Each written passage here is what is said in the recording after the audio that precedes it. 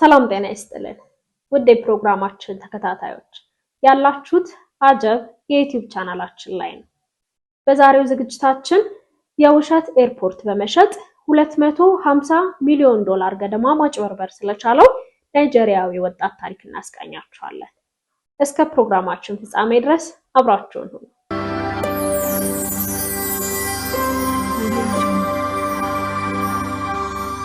በብራዚል ውስጥ ካሉት ትላልቅ ባንኮች የአንዱ የባንክ ስራ አስፈጻሚ ኔልሰን ሳጋጉቺ ህይወቱን የሚቀይር የስልክ ጥሪ ደርሷል። በሌላኛው የመስመሩ ጫፍ የናይጄሪያ ማዕከላዊ ባንክ ገዢ የነበረ ሲሆን በሀገሪቱ ታይቶ የማያውቅ ትልቅ አውሮፕላን ማረፊያ በመገንባት ሀገሪቱን ማሳደግ እንደሚፈልግ ይነግረዋል። ፕሮጀክቱ $242 ሚሊዮን የሚያወጣ ሲሆን ኔልሰን በፕሮጀክቱ ላይ ኢንቨስት ለማድረግ ባንኩን ማሳመን ከቻለ የ$10 ሚሊዮን ኮሚሽን እንደሚሰጠው ቃል ይገባለታል። ከዚያም ለንደን ተገናኙና ኔልሰን ከገዢው ከምክትሉና ከአቪዬሽን ዳይሬክተሩ ጋር ተጨባበጠ።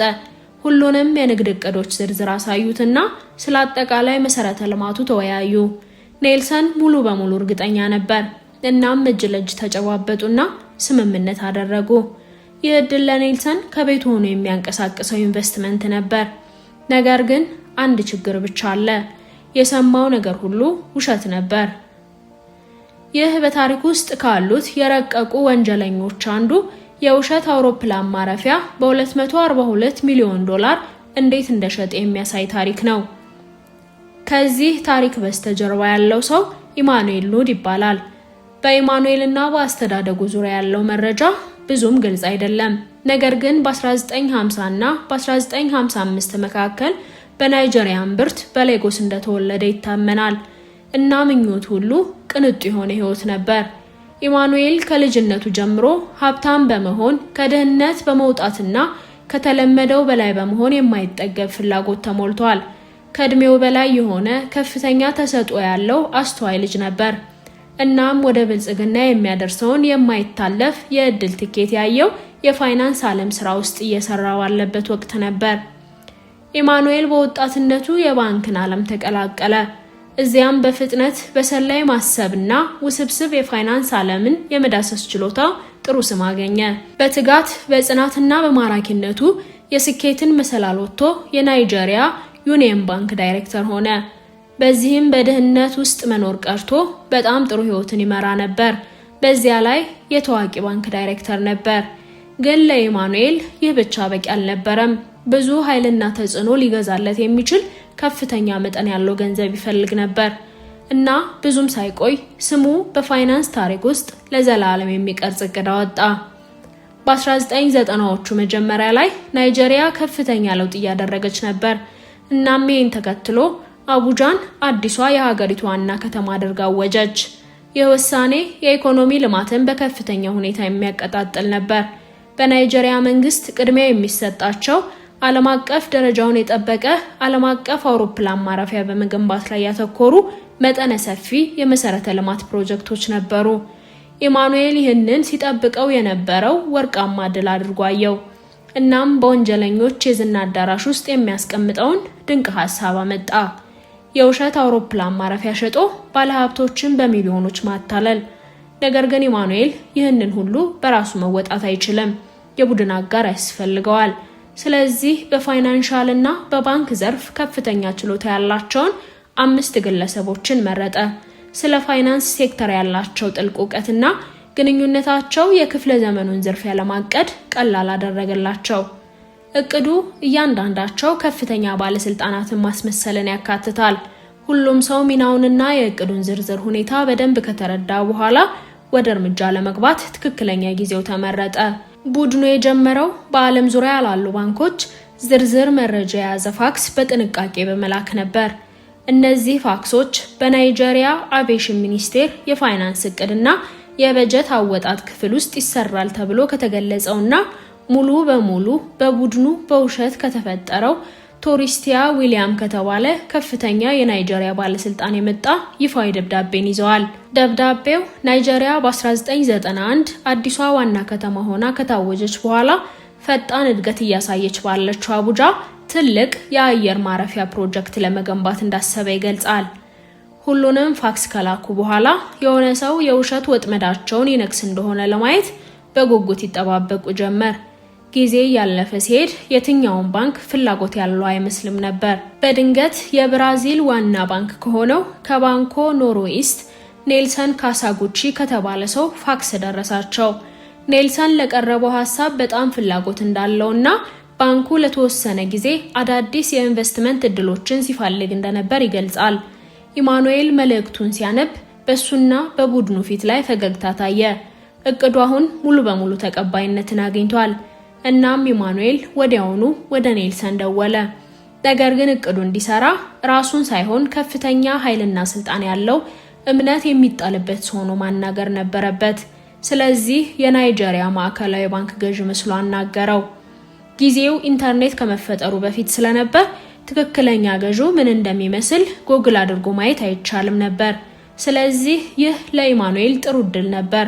እናም ኢማኑኤል አማላይ የንግግር ችሎታውን ተጠቅሞ ስምምነቱ ሙሉ በሙሉ ህጋዊ መሆኑን ኔልሰንን አሳመነው። ሚስጥሩን ለመጠበቅ ኢማኑኤል ለኔልሰን ፕሮጀክቱ ሙሉ በሙሉ ሚስጥራዊ መሆን እንዳለበት ይነግረውና ከናይጄሪያና ከብራዚል ውጪ የሆነ ቦታ ለመገናኘት ይስማማሉ። ኔልሰን በለንደን እንዲገናኙ ሐሳብ አቀረበ። ኢማኑኤልም ተስማማና ጥንቃቄ የተሞላበት እቅድ ማውጣት ጀመረ። ቡድኑ ለስብሰባው በሚገባ ተዘጋጀ። እያንዳንዱ አባል የከፍተኛ ባለስልጣን ማንነት ይዟል።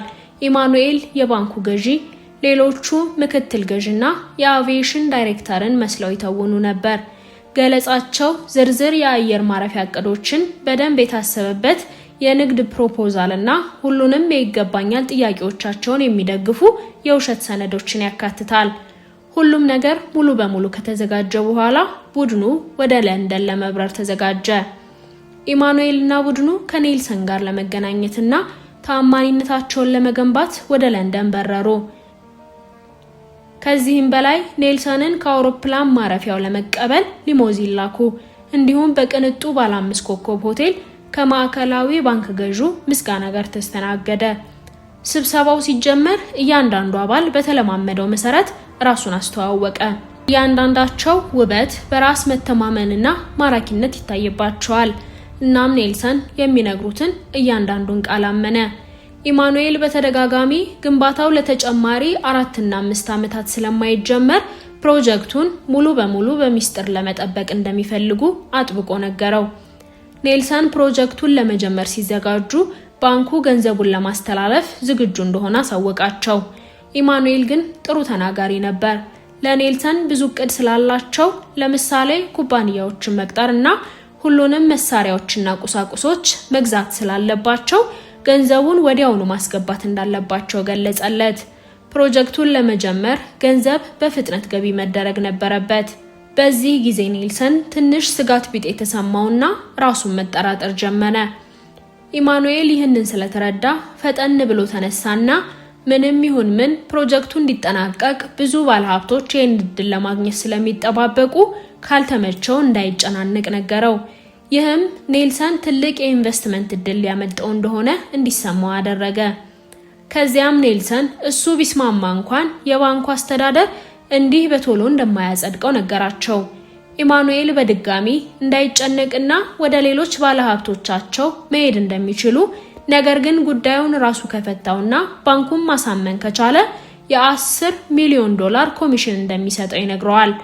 ያ ኮሚሽን ለኔልሰን የማይታለፍ ስለነበር ሐሳባቸውን ተቀብሎ ለአዲሱ አውሮፕላን ማረፊያ $242 ሚሊዮን ኢንቨስትመንት በስምምነት ተጨባበጡ።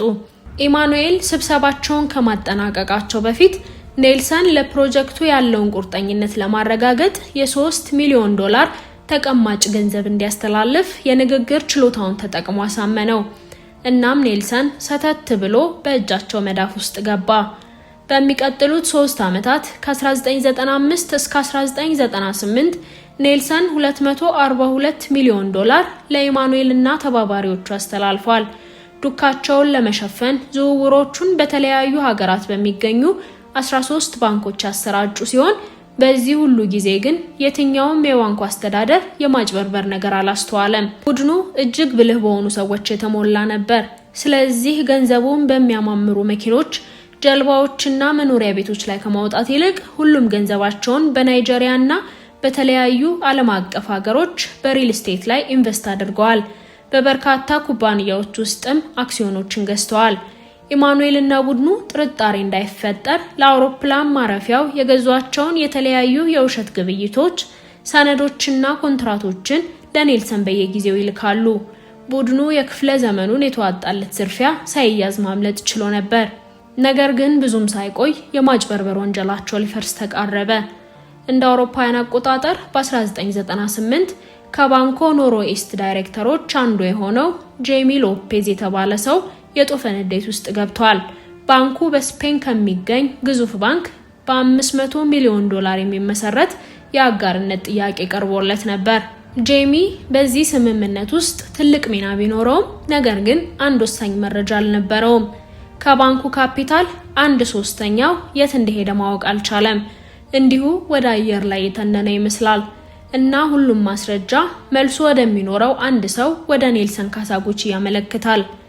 ኔልሰን ገንዘቡ የት እንደሄደ ለማስረዳት በዳይሬክተሮች ቦርድ ቢጠራም የሆነውን ከማስረዳት ይልቅ ለደቂቃዎች በዝምታ ቀርቅሮ ሲቆም ጂሚ መታገስ ስላቃተው ኔልሰንን አንቆ ያዘውና ላለፉት 3 ዓመታት የዓለም አቀፍ ስራዎቻቸውን ሰነድ እንዲያሳይ ጠየቀው። በዚህ ጊዜ ኔልሰን መናዘዝ ጀመረና እንዲህ አለ: ታውቃላችሁ፣ እኔ ሁሌም በነፍሴ ሳይቀር ቁማር እንደምጫወት። ከዚያም ከጀርባቸው የደበቀውን የ$242 ሚሊዮን የኢንቨስትመንት ስምምነት ዝርዝር ሰጣቸው። ከጀርባቸው ይሄ ሁሉ ነገር ሲከናወን ባለማወቃቸውና ኔልሰን እንዲህ አይነቱን ከፍተኛ ኃላፊነት የሚጠይቅ ውሳኔ ሌሎችን ሳያማክር ብቻውን በመወሰኑ የቦርዱ አባላት በጣም ተናደዱ። እናም በዚህ በታሪክ ትልቁ የባንክ ማጭበርበር ላይ ዓለም አቀፍ ምርመራ ተጀመረ። የምርመራው እያንዳንዱ ዳና ወደ ናይጄሪያ ቢጠቁምም የናይጄሪያ ባንኮች ግን ለመተባበር ፈቃደኛ አልሆኑም። ይህ የሆነበት ምክንያት ደግሞ ከትዕይንቱ በስተጀርባ ኢማኑኤል እና ቡድኑ ባንኮችንና ባለስልጣናትን በድብቅ ጉቦ ሲሰጡ ስለነበረ ነው። ውሎ አድሮ ግን የናይጄሪያ ባንኮች ከምዕራባውያን ባንኮች ጫና በዛባቸውና ለመተባበር ተገደዱ። የሁሉንም ሰዎች ማንነት አሳልፈው ሰጡ። እናም ኢማኑኤል እና ቡድኑ ተጋለጠ። ይሁን እንጂ ናይጄሪያ ከፍተኛ የፋይናንስ ማጭበርበር ህጎች እጥረት ስለነበረባት ቡድኑ ምንም ቅጣት ሳይጣልበት ነፃ ሆኖ ቆየ። ይህ በእንዲህ እንዳለ ኔልሰን ተይዞ በህገወጥ የገንዘብ ዝውውር ወንጀል ተከሶ ለብዙ ዓመታት እስር ተፈረደበት። የባንኩ ባለቤቶች ግን ገንዘባቸው በመጥፋቱ ተቆጥተው ስለነበር የተወሰነውን ገንዘብ መልሶ ለማግኘት መንገዶችን ማፈላለግ ጀመሩ። ነገር ግን ገንዘቡ በሙሉ ማለት ይቻላል በሪል ስቴት እና በኢንቨስትመንት ላይ ስለነበር ምንም ነገር ማግኘት አልቻሉም።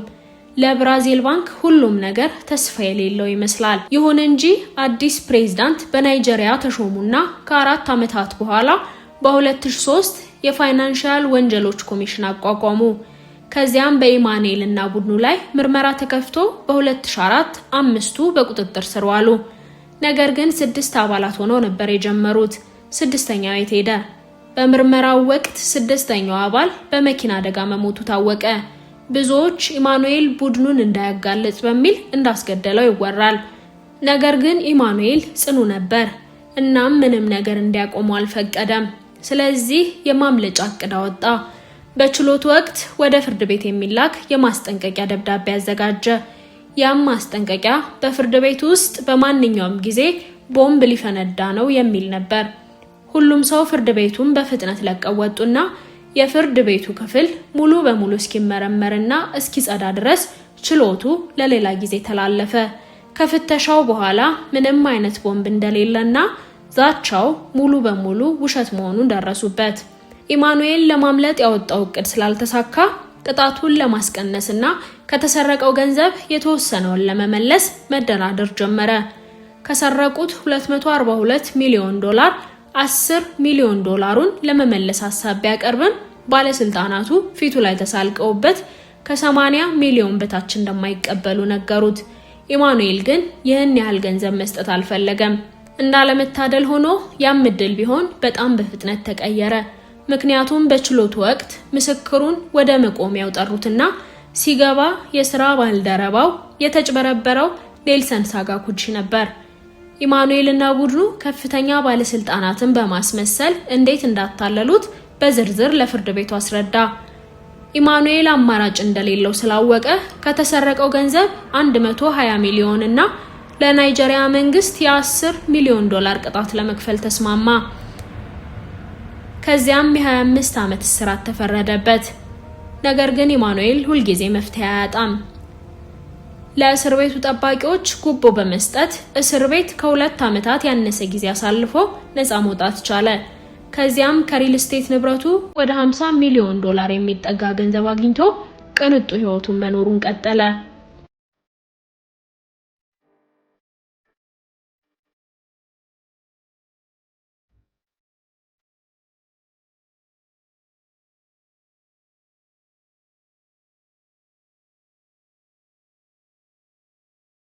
ውድ ተመልካቾቻችን ለዛሬ ያዘጋጀንላችሁ ፕሮግራም የተከታተላችሁትን ይመስል ነበር። ዝግጅታችንን ከወደዳችሁት ላይክ እና ሼር ማድረግ አትርሱ። ሐሳብ አስተያየቶቻችሁን ደግሞ በኮሜንት መስጫው አጋሩ። በቀጣይ በእንደዚህ አይነት ለየት ያለ እውነተኛ ታሪክ ተመልሰን ስለምንገናኝ ቻናላችንን ሰብስክራይብ በማድረግ ቤተሰባችንን ይቀላቀሉ። ለዛሬ በዚሁ አበቃ።